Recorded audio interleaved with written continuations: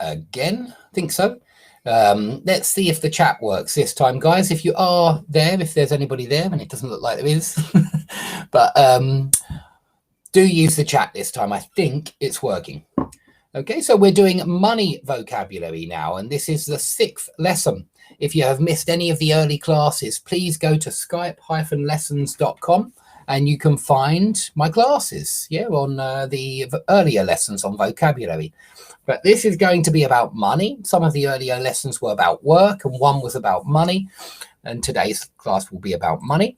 So let's have a look at some of these expressions. Examine the following conversations about money. Peter, I think you paid over the odds for that new computer. The going rate for a model like that is roughly £500. I saw an identical model online and it was going for a song. Jack, yeah, some online models have slashed their prices, but these models don't come with a warranty, so I prefer to buy directly from the shop. Okay, so to pay over the odds means to pay far too much. You can also say to pay through the nose for something. The going rate is the current typical cost of something. It's what you would expect something to cost. So good morning, V. You might have to wait a few seconds for your computer to get better, make sure that the writing isn't blurry. Sometimes it takes a few seconds for it to work.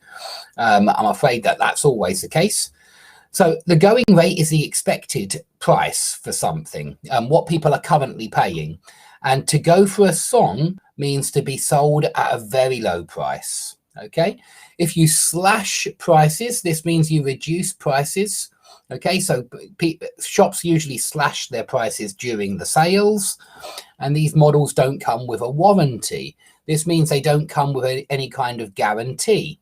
Okay, good morning, Paluxio from Kiev.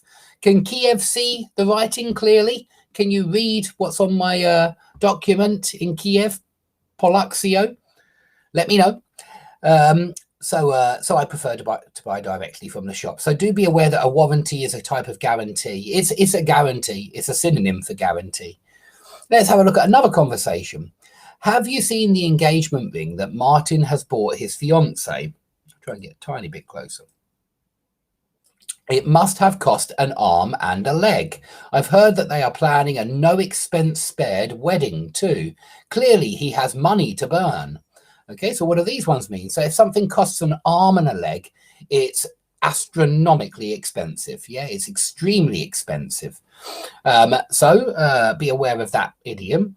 I've heard that they are planning a no expense spared wedding. So if you've got a no expense spared something, it means that you are spending as much money as possible. You're splashing out on this something because you are not sparing any expenses. And so if you spare no expense, it means you're ready to spend as much money as possible on this event. And yeah, you won't refuse to put money in on any part of it. You'll be putting loads and loads and loads of money in this wedding. So a no expense spared wedding will have hundreds and hundreds of guests, the very best hotel, the best food, that kind of thing. Okay, yeah, Martin came into a fortune when his uncle died. He has fallen head over heels in love with Lisa, so money is no object when it comes to wedding preparations. He's certainly rolling in it at the moment, but if he carries on spending money like water, he will fritter the inheritance away in a matter of months. So when you come into money or when you come into a fortune, it just means that you suddenly and unexpectedly obtain this money. Okay, so I hope that all of you have come into some money recently. And when you fall head over heels in love with somebody, that just means that you are deeply in love with that person and you fell in love with them very quickly. Okay. When money is no object, it means that you are prepared to,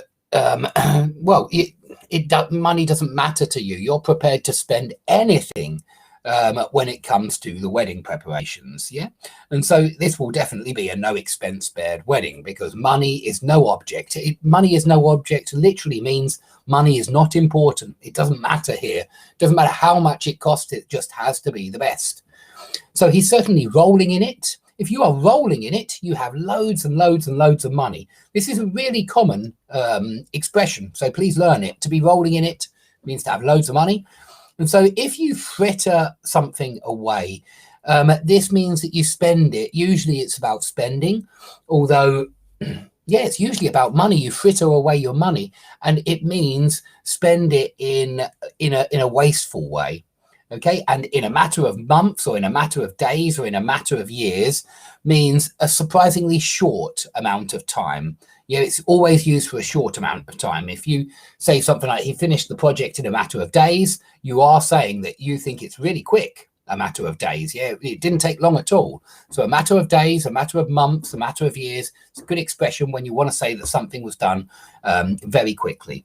So a few hellos. Good morning, Eunice. Good morning, Wiseo. Good morning, Magda. And good morning, Wa. I've got a couple of questions. Will this live be available later? They always are on Skype-lessons.com. You're going to have to do a little bit of work with your fingers to get there, but I think you can do it. So Magda, can we use idioms in more formal writing? It depends on the idiom. If it's a formal idiom, you can. If it's raining cats and dogs, I highly recommend not using it because nobody says that anymore. Yeah. So good morning, David, and good morning, Amit. Okay, let's go on to the next part, and we'll just quickly look at some of these questions. But I think I might make this into an exercise on my website. So have you ever paid over the odds for anything? What did you buy and why did you pay more than the going rate? So we've all paid over the odds for something in our lives. It just means paid too much for something. I must admit, I'm quite careful about this, and so I try not to. And I think you all out there, you probably try not to spend too much on something, not to pay over the odds. Of course, it's a negative thing. So yeah, I think we'd all try not to. Good morning, Mr. Ace. At what time of the year do shops tend to slash their prices? Well, I've already told you it's during the sales that they tend to slash their prices because, of course, this is the time of year when they're offering discounts. If money were no object, what would be your ideal holiday? So if money weren't important, if money were no, usually you say this when you've got so much money, when you are rolling in it, and so money is no object because you've got so much of it. And so if money were no object for me, maybe I would have a holiday in the Maldives or in the Seychelles or in one of those locations where you can still fly at the moment. It seems to be, yeah, that the elite locations are still open for the super rich. And so, yeah, I would probably go there on holiday because it's one of the only locations that's still open. Have you ever been to a wedding that cost an arm and a leg? Yeah, I have been to a few weddings that cost an arm and a leg. So this means it cost a lot of money. Yeah, that were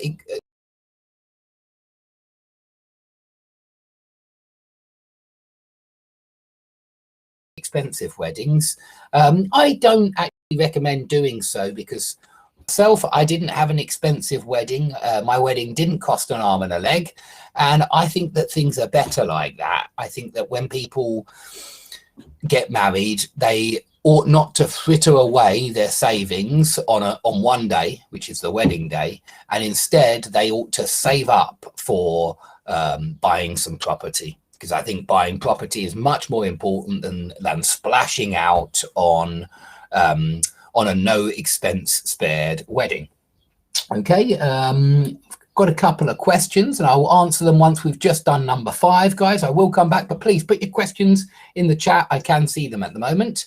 So what did the happy couple splash out on? So maybe they splashed out on a lovely ceremony in a beautiful church here with beautiful grounds, and maybe they got maybe they splashed. The last one that I went to where it was really beautiful grounds, I remember it's a lovely castle, so they splashed out on holding the ceremony at a lovely castle. Okay, and lastly, if you came into a fortune, would you fritter the inheritance away in a matter of months, or would you put some aside for a rainy day? So I hope I would put some aside for a rainy day, but sometimes I do like to splash out on something new. So I splashed out on a new water sport piece of equipment recently, and I was very happy with it. I'm still very happy with it, and I can't wait to use it.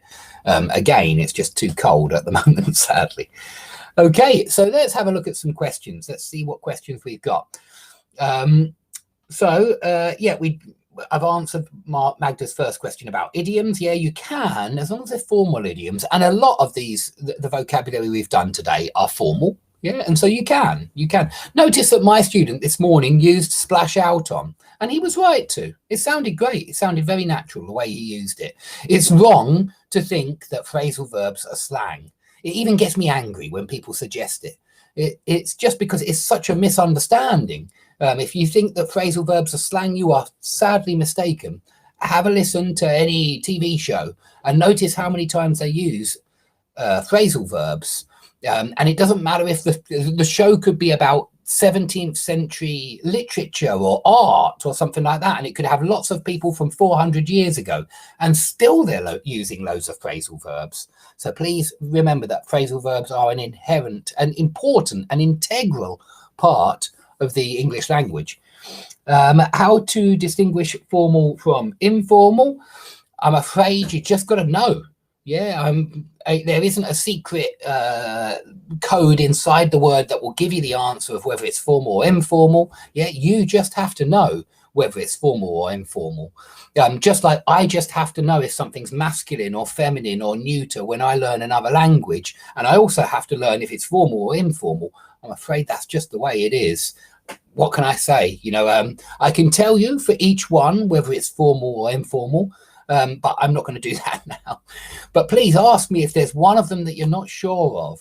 Treat them all as neutral unless I say so. But of course, yeah, some are more formal than others, and that's always the case. So save something for a rainy day. Yeah, it's an expression. Is it formal or informal? I suppose it's more informal than formal, but I wouldn't consider it incredibly informal. It's quite common. So yeah, it's hard for me to kind of answer that one. Which city am I from? I'm from a city called Southend-on-Sea, and I've lived here all my life, apart from the decade that I spent in Moscow. Sweetness Mitra, hello there. Thanks for the great lessons, dear teacher. You are welcome. Thank you for saying so. Fall over and knock over. Please explain them, sir. Very easy. People fall over. Yeah, and they fall over when they are drunk, or they fall over when they trip over, when they knock their foot against something and fall over. That would be slightly different from fall over. That would be trip over, but you can say fall over for that one as well. So it's when somebody or something, maybe an animal, but somebody is walking along and they fall. We would say fall over for that every single time, and not just... sometimes we do say just fall, but very often we say fall over. So fall over is for when something is standing up and then it falls over. And remember, even an object can fall over. When a vase is standing up and the wind blows it over, you might say the vase fell over. You might say the wind blew the vase over, or you might say the wind knocked the vase over. But usually knock is by a person. I knock over my coffee quite often in this room because it's sitting on the table and my hand brushes against it and I knock my coffee over. So knock something over is when you touch it and it falls over. Fall over is when you fall over. It's usually for people. But please, if you want more examples of that, do look in dictionaries. I think a lot of people ask me the difference between words and they haven't looked in a dictionary yet. And that's obviously not the best practice. If you want to find out a precise differences between fall over and knock over, do have a look in the dictionary. I only say this because I think a lot of students don't use dictionaries, and that is madness. Splurge out on, yeah, very similar to splash out on, much rarer. But in fact, I wouldn't use splurge very often, but splash is the main one, guys. Splash out on. So, morning, Vitaly. Yeah, I'm good. I'm fine. Same old, same old. The Politics Bureau, hello, Kathmandu. Is that hello from Kathmandu? I hope so. Hello, Kathmandu. Kindly asking for more C2 writing lessons with assessment band. Well, with the assessment bands, I'm not going to actually, Magda, I'm going to disappoint you here. And that's because anybody can go online and see the assessment bands for CPE or CAE, they're more or less the same, and can look at them for themselves. Now, I do give students that are doing the CPE my estimate of their band, of what band I think they achieved in the essay. But please remember that there is no, this is a writing exam. What I give the student could be completely different from what the examiner gives the student. And please remember that you're not even sure that the examiner necessarily knows what they are doing. And I mean that seriously. It's not necessarily the case that the person who's marking the essay will be even qualified to be able to mark that essay. And so don't think that what I give the essay will definitely be what somebody else gives the essay, because this is subjective. This is writing. And for example, the exam invigilator may spot certain mistakes that I missed, and I may spot certain mistakes that he missed. And so it seems strange to me to put those marks for everybody to see when really, I mean, I can discuss whether somebody's done very well on content or communicative achievement, but I don't like to focus too much on those completely arbitrary evaluation criteria. I understand how it applies to each essay, and I will talk about what students have done well and what students have done badly.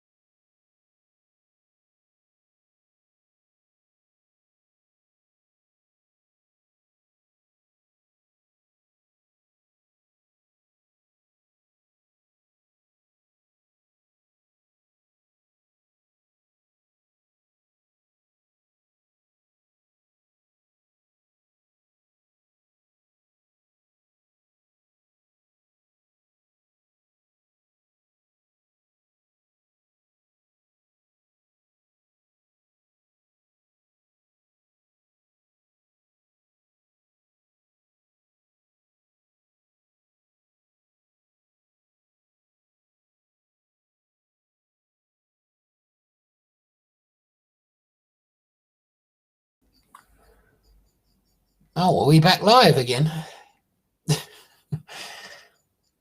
The screen is blank. You can't see me, no, Amit. Well, we are going to stop here anyway. I'm not sure why things happen like this sometimes, guys. Sometimes the connection breaks or stuff like that. But anyway, stream has frozen. Well, it says that it's working again here. So I think that's all we'll do on the money vocabulary for today. Welcome back, Magda. So please, guys, do come with questions next time. I'm going to be doing lessons at about 8:15. Don't know about at the weekend, probably not tomorrow, but maybe on Sunday, and next week I'll be doing them in the mornings as well. So you're welcome to come along. Do come with questions. I will answer questions. Try to make them as relevant as possible. And you know, if you have an online exercise that you want me to discuss, or even a paragraph or something like that, as long as it's about the topic that we're discussing, I think it's a good idea. So if we're doing past and present tenses, then perhaps an exercise online on those tenses which you're not sure about. So hello Vuslat, hello Isel, hello Eunice. So that's all for today, guys, for the money vocabulary, but we will do some more money vocabulary in the future. And yeah, I will see you all in the mornings if you want extra classes. And please remember that these classes always remain online. They just don't remain on YouTube. So you need to go to my website if you want more if you want to see the class again once it gets taken down. Okay, so thanks everybody for watching. I'll say goodbye here, and I hope to see you all soon.